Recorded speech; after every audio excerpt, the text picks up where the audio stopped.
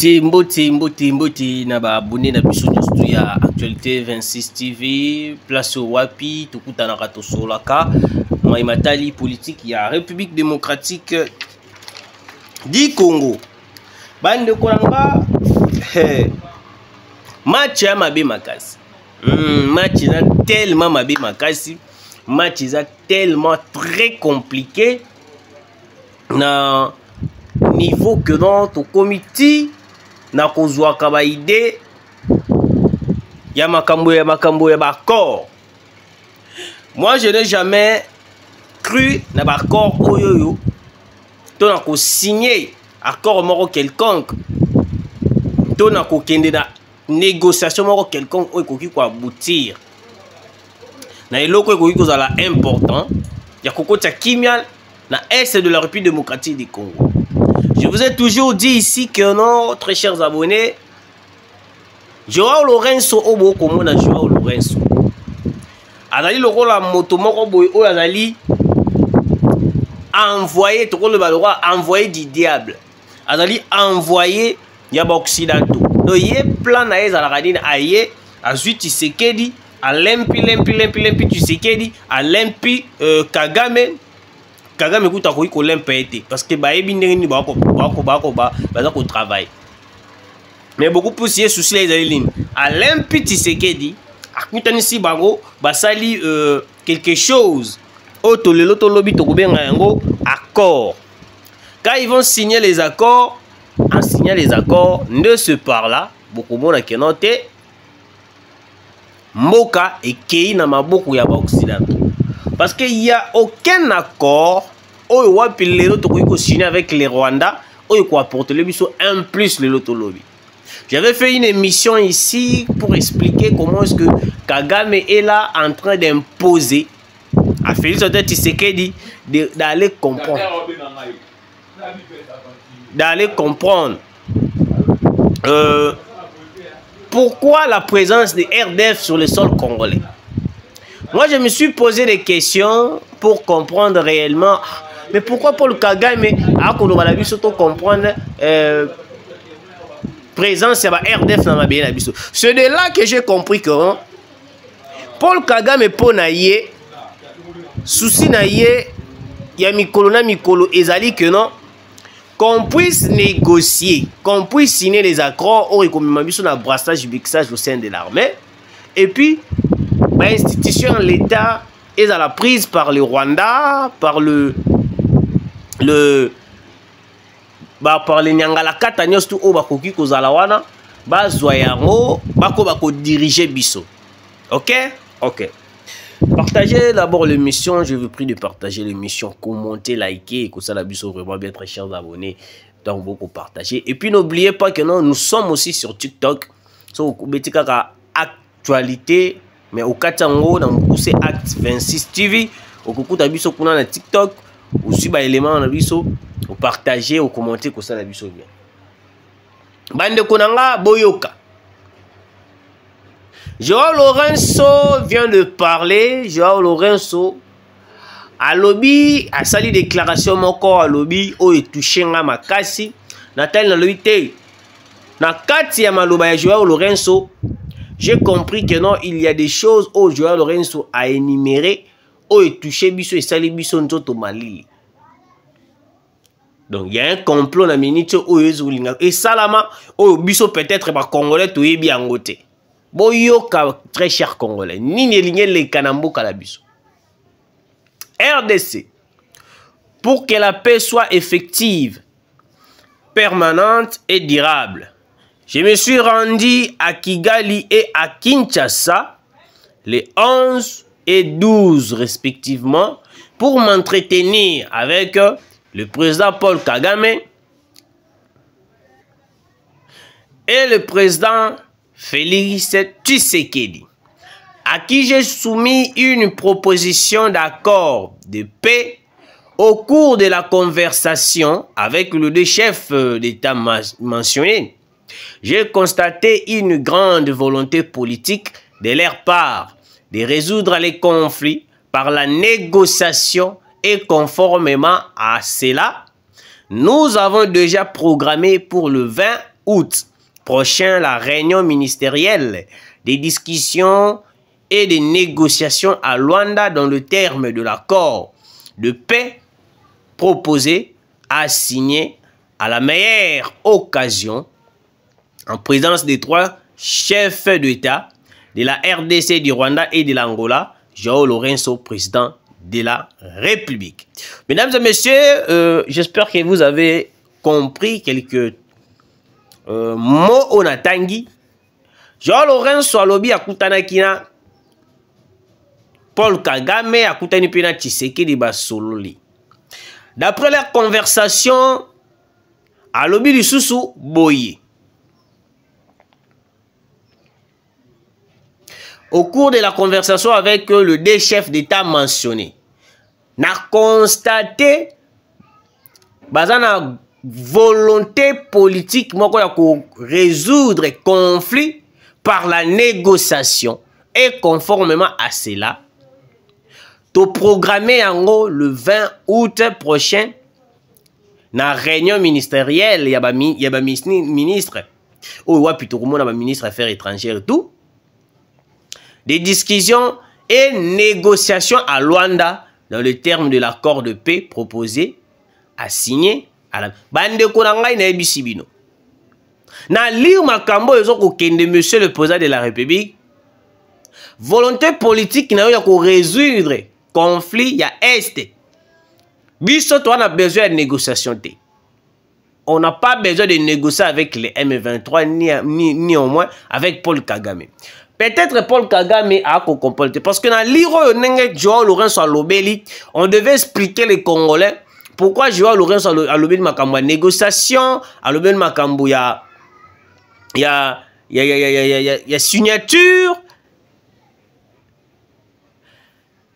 Négociation au Mokonzamboka ko négocier na Rwanda, to ko négocier avec Paul Kagame, ce n'est pas une négociation de signer les accords. Mais c'est une négociation.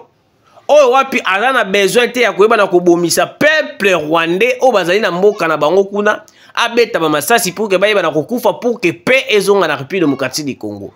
Yango la mokonza mboka lingi to signer accord o ezali keno babima bakena mabele na bango to zongela na feuille de route to zalaki na yango liboso cantonnement de M23 désarmement ba o bazali ya biso batikali to lukeli bango misala ba o bazali ya biso te ba zongi.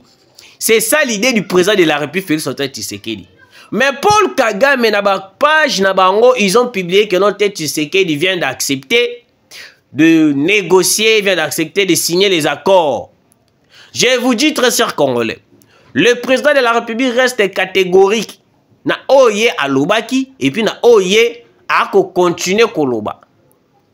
Le président de la République ne va pas négocier avec les M23. Contrairement à Nyonso, même si on nous babimiseli biso ba moya makasi et pas João Lourenço. On doit comprendre que non João Lourenço yé a kosala musala au occidentaux ba pesier. Parce que yé peut le sous a causé là a arraché 3e mandat. Parce qu'on peut quoi arracher 3e mandat et ko senga na nini a ça la médiation moko o wapi ba occidentaux ba ko sepela na yango. Nous la RDC, nous rejetons toute négociation avec les M23, ni au moins signer les accords avec les M23. On ne va pas négocier avec les M23. Parce que Belé na moun na ba Twitter, ba M23 ba ndi ko publier, ba Corneille Nanga, ba Bertin Bissimo ba ndi ko publier que ote Tshisekedi a accepté de collaborer, de négocier, de signer les accords. Je vous dis très cher Congolais, Tshisekedi reste catégorique. La négociation que Tshisekedi est en train de prévoir, on va programmer le 20 août, Tshisekedi n'a pensé na ezali désarmement des M23. Tant que tu vas dans solo liango, ndenge Tshisekedi a yebi bavandi ba solo liango, désarmement des M23, cantonnement, ba o baza ebisote ba zongi et tout et tout.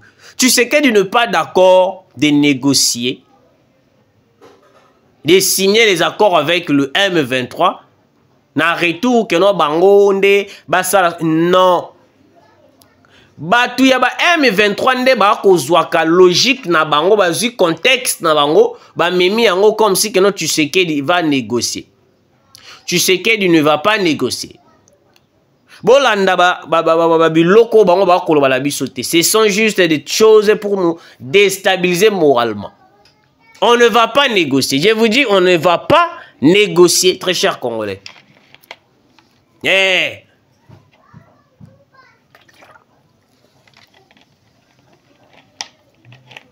Alors, très chers Congolais, de l'autre côté, namoni ennemi à lobby, ote, ndenge ezaboye, lokola Tshisekedi andimi ko négocier, biso pe suka ka signé ba accord, biso pe isili nango, tokotisi kimia, parce que biso toali ba Congolais. Bande konanga. Les M23, je l'ai dit et puis je l'ai redit. Chaque jour que je fais mes émissions, les M23 ne sont pas des Congolais. Peut-être Ebele, beaucoup Luka, parce que dans mon na TikTok, la bisokuna, il y a chaîne. On dirait qu'ils appellent les Rwandais, Moussous Bazar la 4. Les Rwandais peuvent bazar na TikTok. Ebele bako komelanga te Kabila sala bien, Kabila kutu asali mboka bwe, Kabila kutu asali mboka bwe, bande ko na ngai.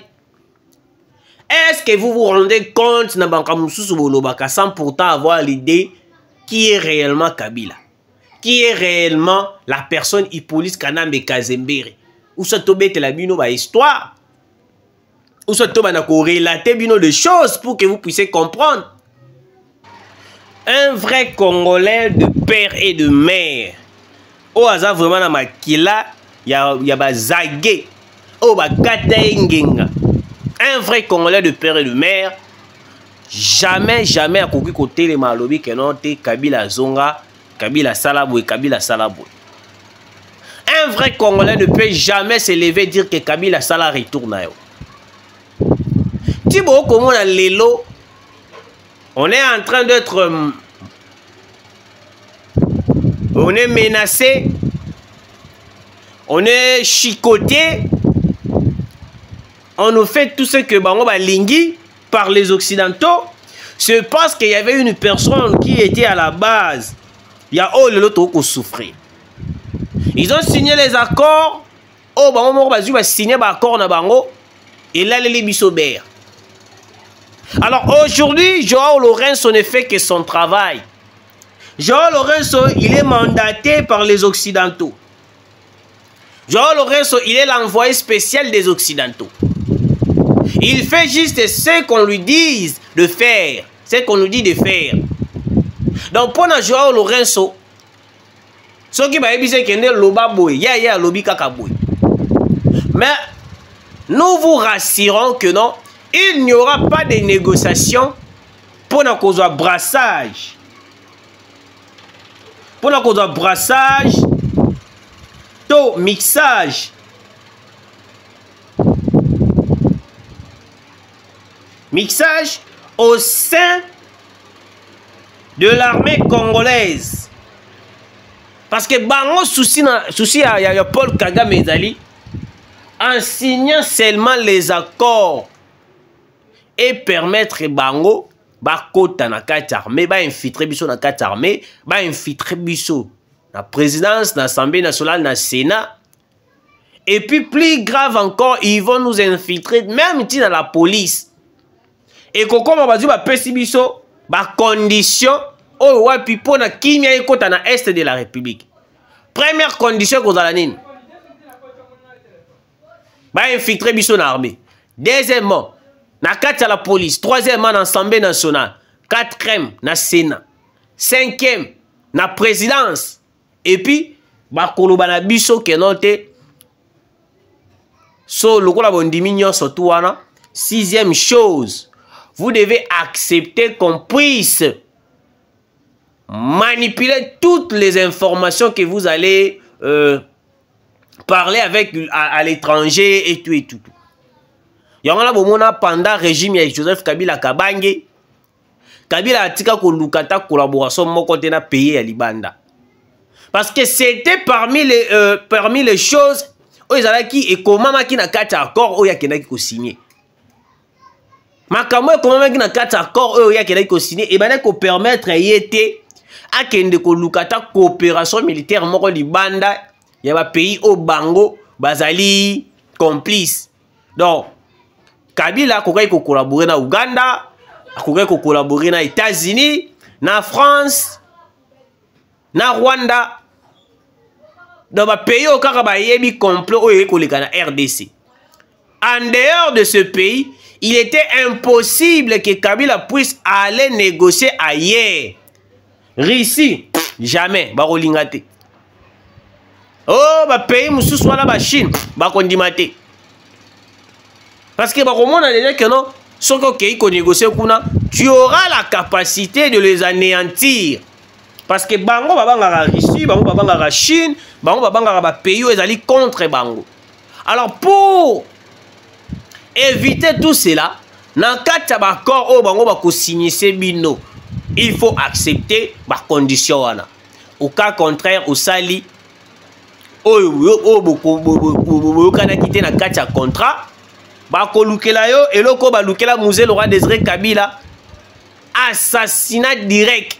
Parce que ekozala facile ba assassiner pour okozala entouré na ba Rwandais o baza lokwa baza ko sala lokola baza ko sala lokola surveillance na yo, ba ko surveiller yo.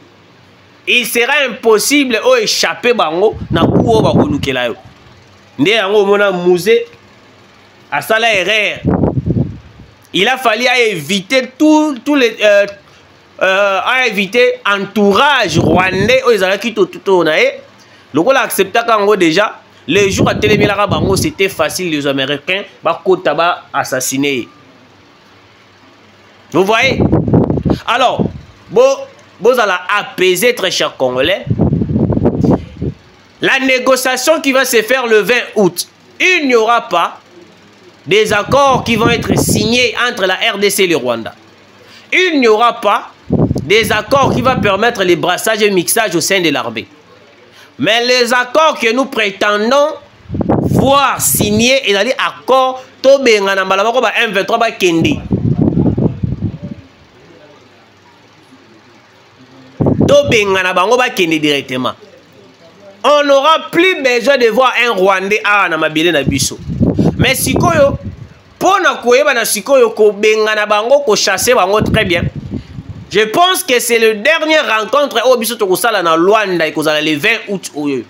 En dehors il y a rencontre au kosala le 20 août, le président de la République avait décidé de se rendre directement na Russie na Chine. De place au wapi bomoni sikoyo Kagame akomaki na niveau ya kosenga ka cesser les faits, kosenga ka cesser les faits. Ce n'est pas pour rien.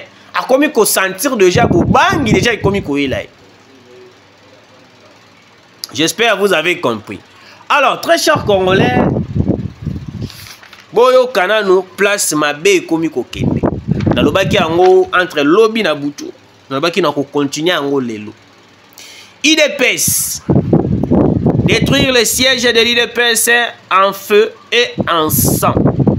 Les badauds à ville pris $10 000 et 10 000 francs congolais aux différents coins de la capitale sont capables de rendre poussière la permanence de l'IDPS et tuer le président AU de l'IDPS Kabouya.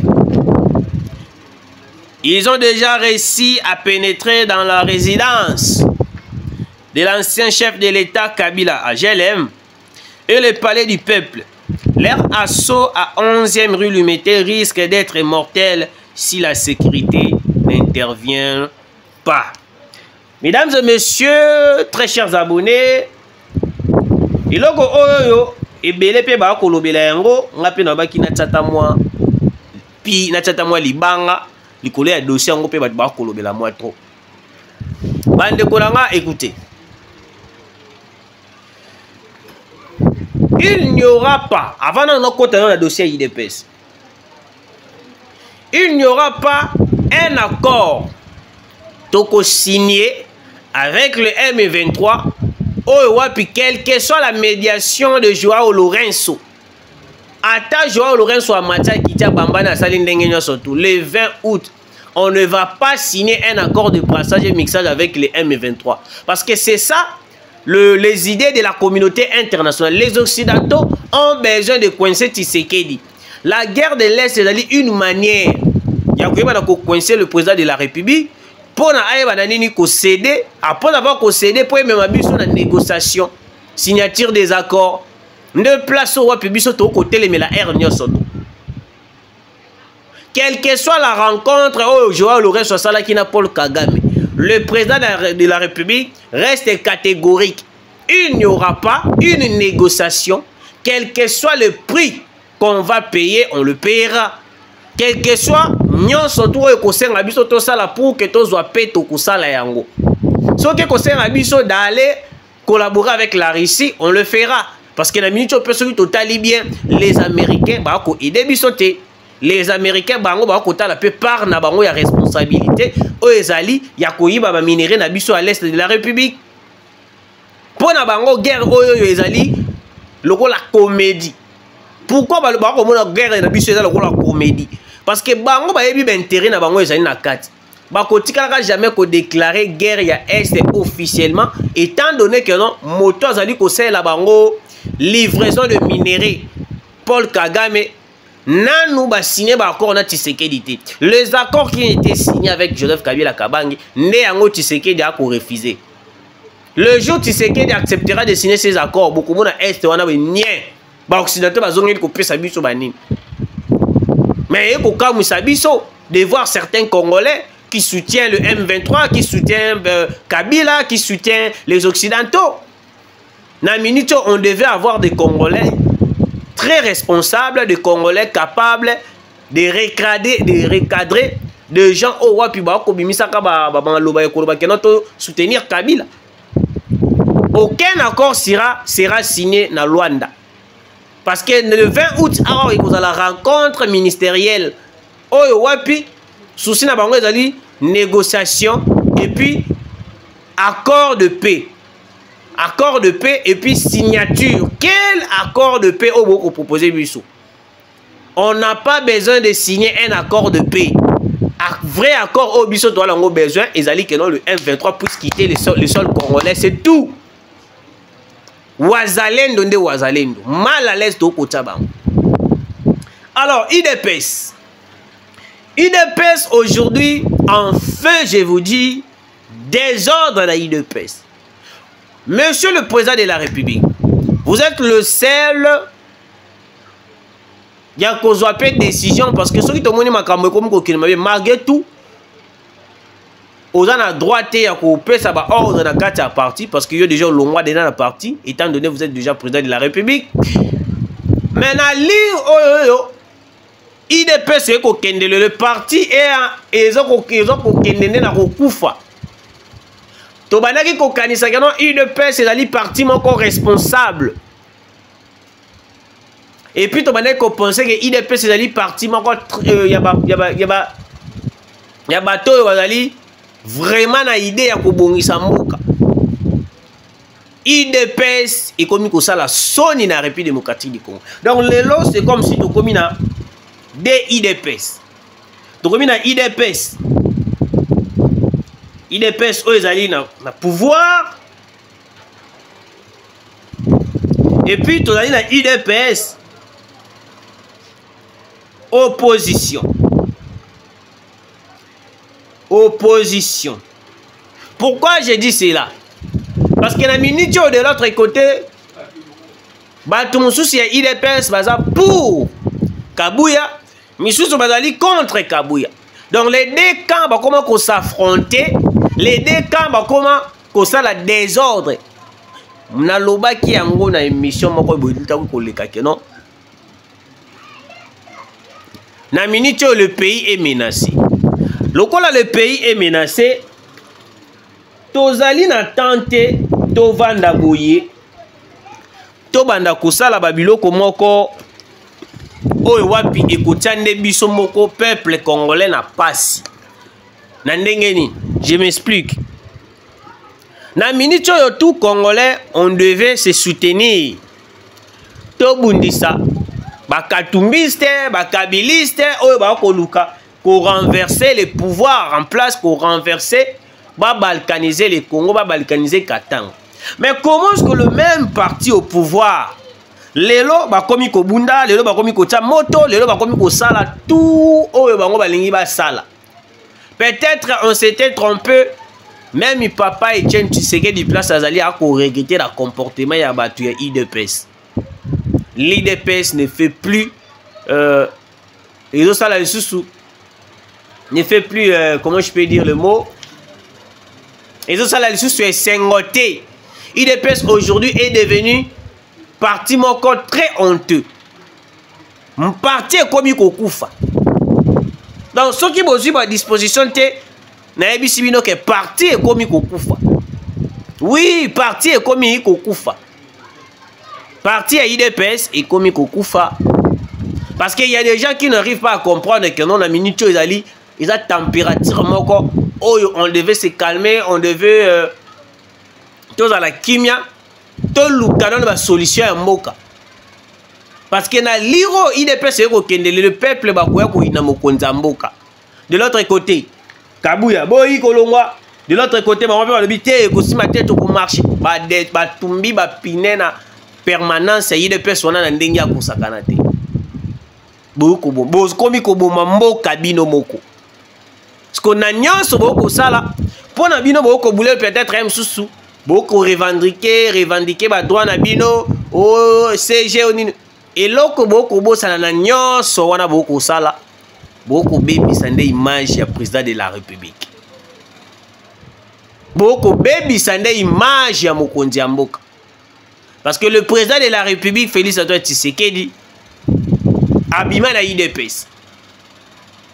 On devait avoir une partie et dans la différente, très différent, na ba parti mususu barbare ndeti ya ba PPRD ya ba FCC au bango bakenda ko se rendre bakenda ko rejoindre l'ennemi qui est le FCC et l'ennemi qui est AFC et M23.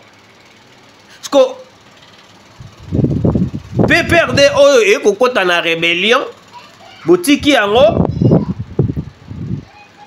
to komi na IDPS o lelo akomi kota chaos na kati ya mboka. IDPS met le chaos dans le pays. Et puis plus grave encore, bateau yo boko benga ba force du progrès. Aujourd'hui lelo bakomi ko dépasser na ba limite. Na makambo esengela ki basala te bakomi ko sala. Bakomi ko beta batu, bakomi ko sala ba des autres. Lelo to lobby na komi ko mona déjà bakomi ko publier bango ba lobi ba milice ya Kabuya, ba milice ya IDPS.